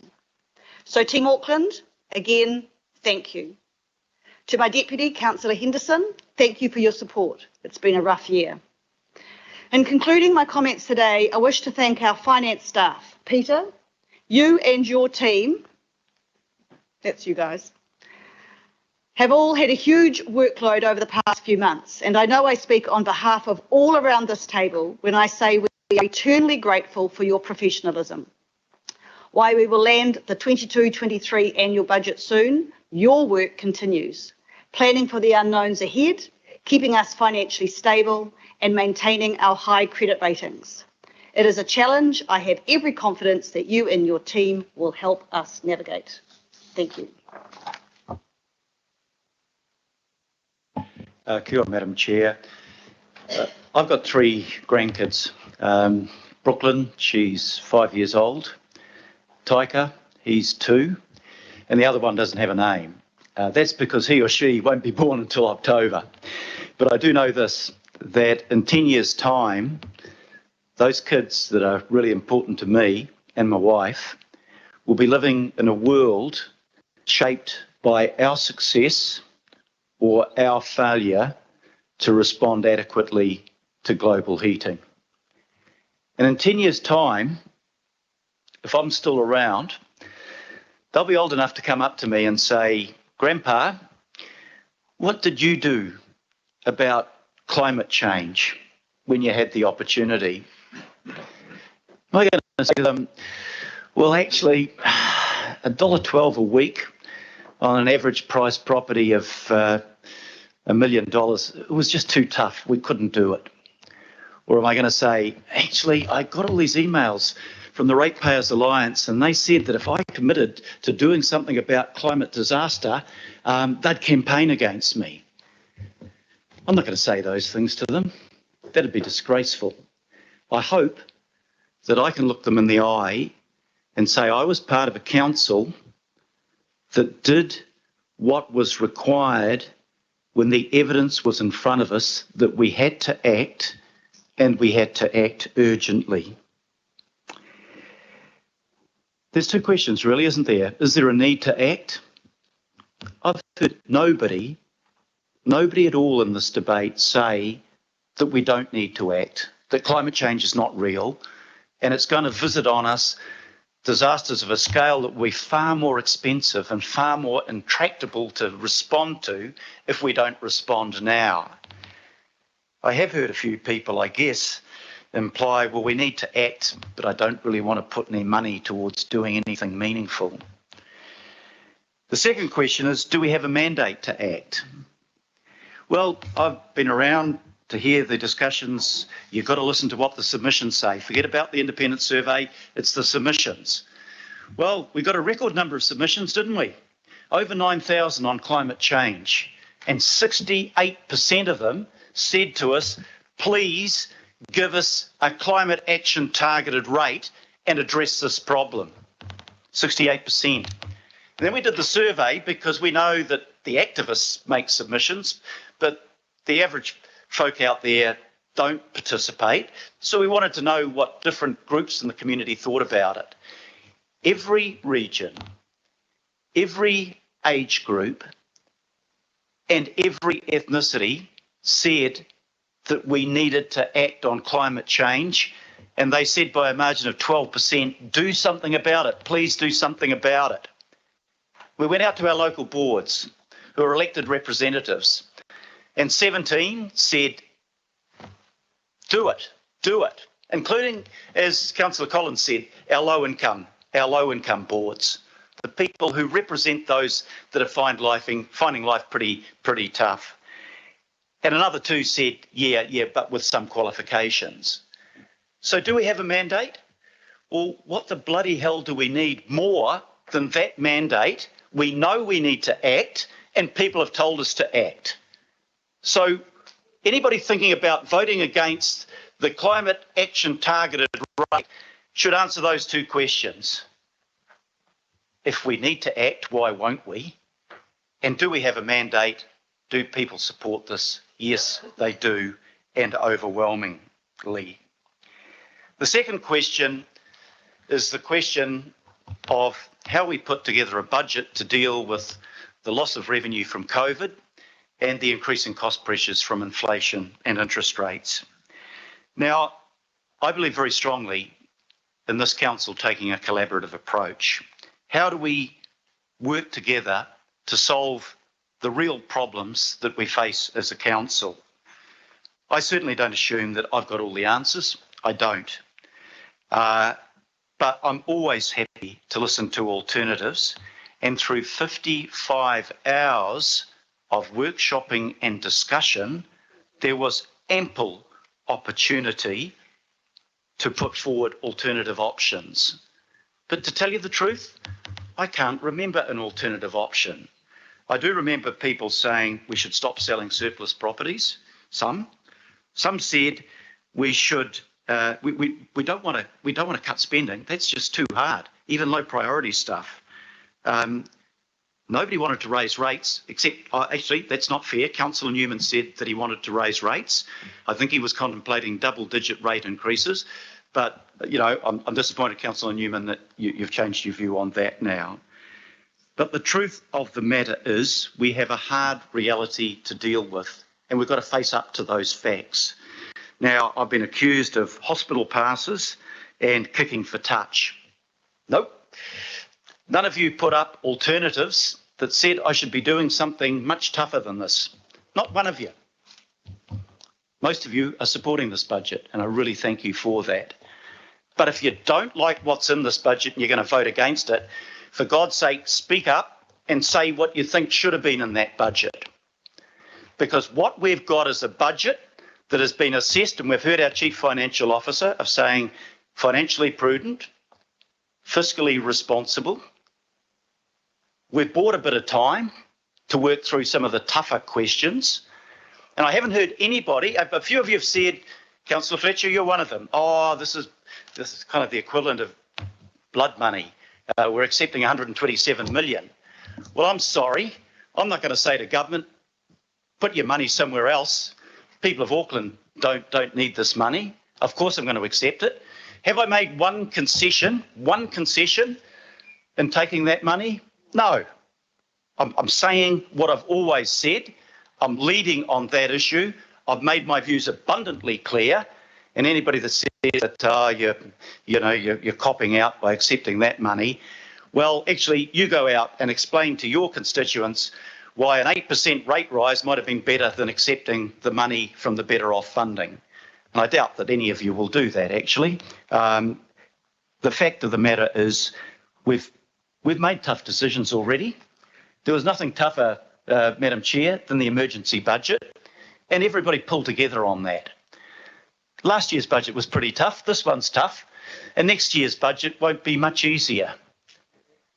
But we have not avoided those questions. This budget says to Peter and his team, come back to the new council in December, before December, and say, these are the options if we're going to cut expenditure.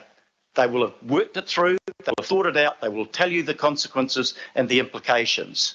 And if you don't like that, those that are around the table will then say, well, maybe we'll look at the other option, which is putting rates up, or maybe there's some other option that nobody's even thought about yet. Well, I'm sorry, there aren't options. When you've got a budget deficit on operating, you either reduce your expenditure or you increase your revenue. And those are the options that are there. I'd be happy to be sitting in this chair and make those decisions if I was still here, not walking away from that. Happy to make that and happy to give recommendations to anyone who wants to listen, if that's all. But the fact of the matter is we've put together a budget that works, that meets the test, that our audit and risk committee has looked at it and said this is the right thing to do and in the right way. Put up the options. Don't try to tell the new council what to do. I agree with that. Absolutely. This is a budget that does the right thing on climate change. Councillor Darby's right. This won't be the last thing we have to do on climate change. This is only the first thing we've got to do on climate change. And it also says, yep, budgets are tough. We're living in difficult times. We don't cause inflation or higher interest rates. We're not responsible for global trends. We didn't cause COVID and cause our own loss, but we've got to deal with the consequences of that. This budget gets us through in a fiscally responsible way, but also foreshadows that there are other hard decisions ahead of us. And that's telling the truth, and it's set out there for everybody to look at.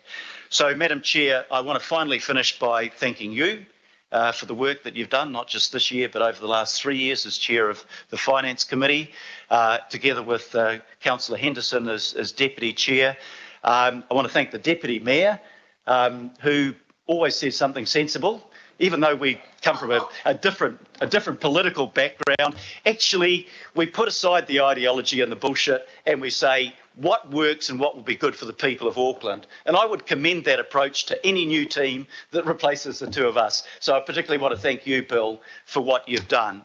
And I do want to thank all of our staff, our Chief Executive, Peter, the finance team, my office team, Neil Flang, who just works all sorts of hours to try to get, give me a good understanding of what our options are.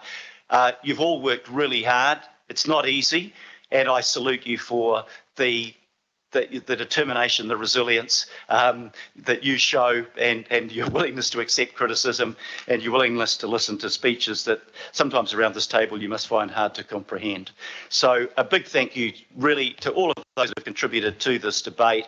I think this is the right budget at the right time, and I commend it to you. Thank you very much. Thank you, Your Worship. A division has been called, so I will take it as a whole. Please note any clauses that you wish to note your vote against, and please note the legal advice on the climate action targeted rate and the general rate by Meredith. All right, please, Sandra, take the division. Thank you, Madam Chair. Members are voting on the motion on your screen. Mayor Goff. Aye. Deputy Mayor Cashmore. Aye. Councillor Bartley. Aye. IMSB Member Blair. Aye. Councillor Casey. Yes. I just have to vote. Sorry. Councillor Collins. 4. Councillor Coombe. Aye. Councillor Cooper. 4. Councillor Dalton. 4. Councillor Darby. 4. Councillor Filipina. Aye. Councillor Fletcher. No, but I support 1A and B and 2. Thank you. Councillor Henderson. Aye. Councillor Hills. Aye, thank you. Councillor Mulholland. Against, but I support A1B. Thank you. Councillor Newman. No on A.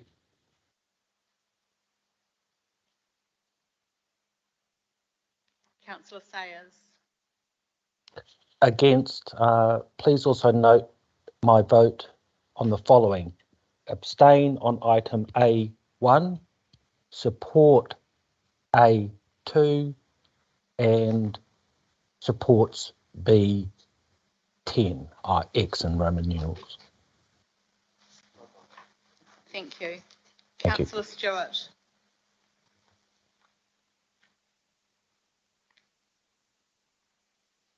Sorry, having problems with my computer over here. Lost the picture and everything. Against A and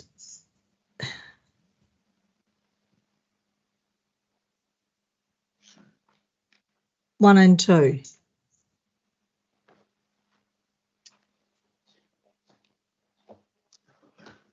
Thank you. IMSB Chair Taipari. 4.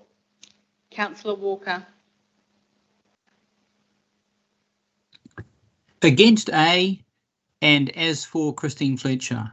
So support 1, A and B, and 2. Thank you. Councillor Watson. Against, but record support for 1, A and B, and 2, Roman numeral. Thank you. Thank you. Councillor Young. Anton, yes. Chair Simpson. Yes. Thank you.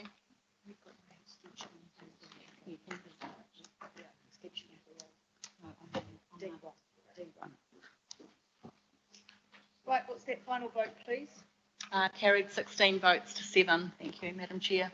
Thank you. I'll take a 5-minute break. We've got 2 items to go. I don't want to outdo Councillor Darby, so we'll be promptly back here at 7:15. Thank you.